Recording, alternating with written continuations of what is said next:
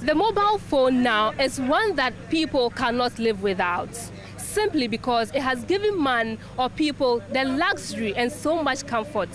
For some, it will be suicidal for them to go without their mobile phones, and the health implications, stay tuned. Mobile phones are now an integral part of modern telecommunications, and in many countries, over half of the population use them. There are currently 6 billion mobile phone users globally. In some parts of the world, cell phones are most reliable or the only phones available. Given the large number of the mobile phone users, experts are concerned about the health implications of heavy exposure, especially the radiation that the devices emit. Scientists suspect radiation might increase the risk of brain cell damage, leading to tumors. Though in general, studies have found no connection between cell phone use and brain cancer, experts still have questions.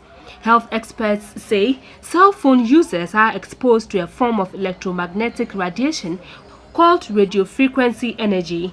The handset only transmits power when it is turned on. The power and hence the radiofrequency exposure to a user falls off rapidly as the handset is held further away from the body. One study shows that using a headset lowers radiation exposure 8-fold. Medical director at the Eden Family Hospital, Dr. Andre Kwesi Kuma, said people may be increasing their risk by holding the phone so close to their heads. First, they look at the effect of mobile phones on our sleep, our heart rate, blood pressure, effect of other malfunctions in the brain, because we usually put it against the ear. So they look at how it heats up the tissue around the skin and the bone. They look at all those areas.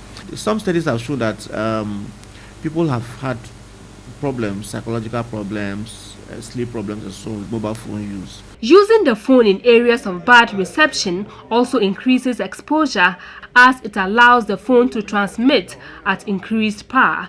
It's better to use hands-free devices rather than putting the mobile phone against the head.